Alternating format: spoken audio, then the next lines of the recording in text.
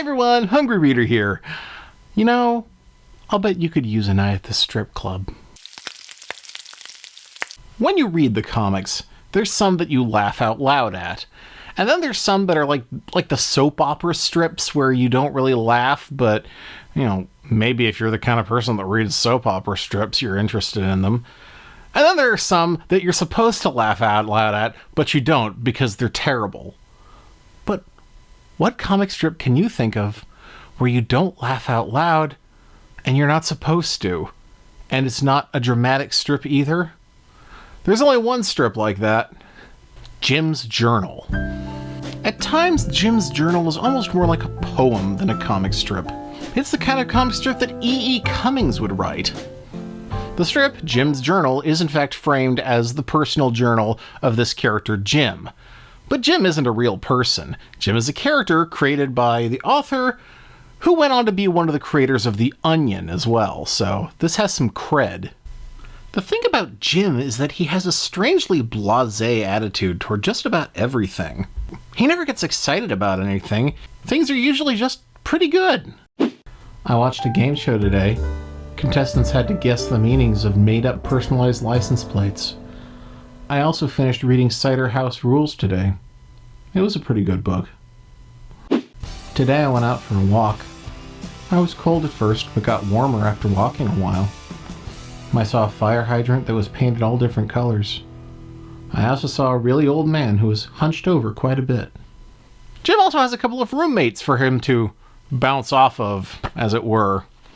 Tony is the one with the most personality. He reminds me a lot of Steve Dallas from Bloom County, and not just because he wears sunglasses. Last night, Tony said he was going to a big party.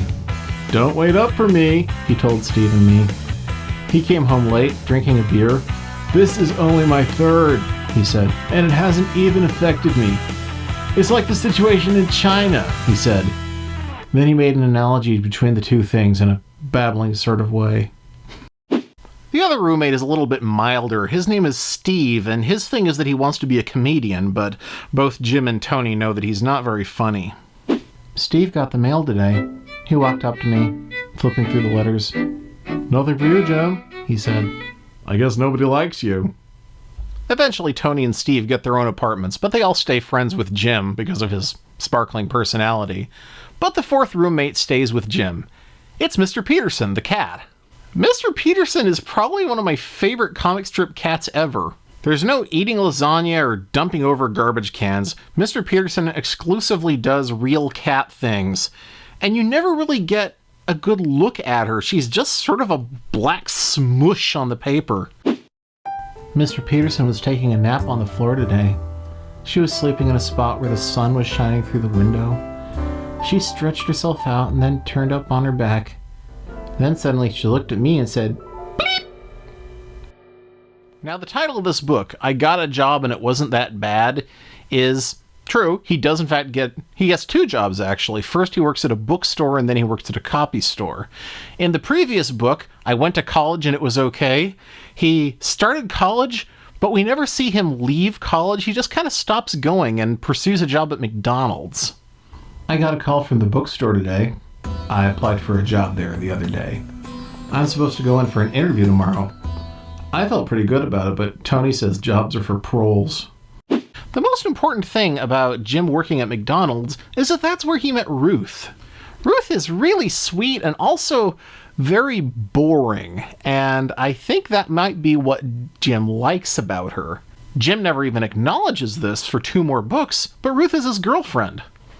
Clearly she has a deep affection for him, but it doesn't feel like she really understands him because she's always trying to get him interested in things.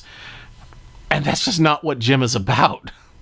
I sat in bed this morning before I got up and pictured myself as infinitely big one second, then as small as a pea the next. This happened over and over like a strobe light for about 20 seconds. I visited Ruth today. When I came to her apartment, she apologized for it being such a mess, but it looked perfectly clean and tidy to me. Despite a slightly bland personality, Jim actually has a big imagination. He doesn't talk about it much, but sometimes it shines through in the strip. Today I was lying on the floor, relaxing.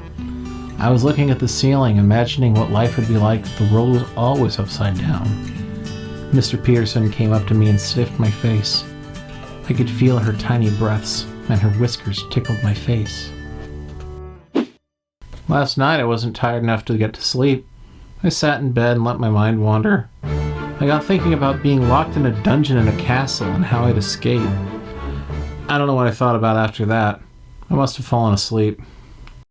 Jim's journal is actually from the late 80s and early 90s, but it's kind of timeless in a lot of ways, if you can forgive the fact that Jim never uses email or anything like that. But there are certain things that tell you where it is, at least if you were there to remember it happening. Today, Tony came by and said, "Hey Jim, you're gonna love this." He had a little rubber puppet thing that was just a face that contorted when he moved his fingers. Tony growled when the face looked angry and hollered when the face's mouth was wide open and had fun making silly faces with it. "Isn't this just the greatest thing?" he said. Maybe you weren't there, but I was there at the end of the 80s and those things were everywhere. They were a very brief fad. Today I was throwing around a little ball for Mr. Peterson. I was trying to throw it right to her so she'd catch it, but she would bat it away instead. Also today I watched The Flash on TV, and even though Steve doesn't like the show, I thought it was okay. Hey, great timing! We're back to the point where he could be watching The Flash on TV. Today Mr. Peterson woke me up. I took her into the kitchen and put her by her food, but she just walked away from it. I noticed that our kitchen walls are kind of porous. Jim's powers of observation are stunning.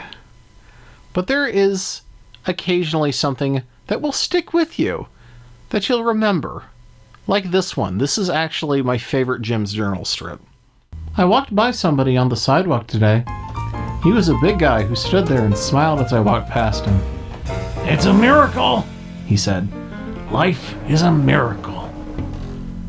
I didn't respond to him and kept walking, but I kept hearing him in my head over and over. These books used to be pretty hard to find, but now you can read Jim's Journal. In fact, new Jim's Journals available at ucomics.com. It's a miracle. Life is a miracle.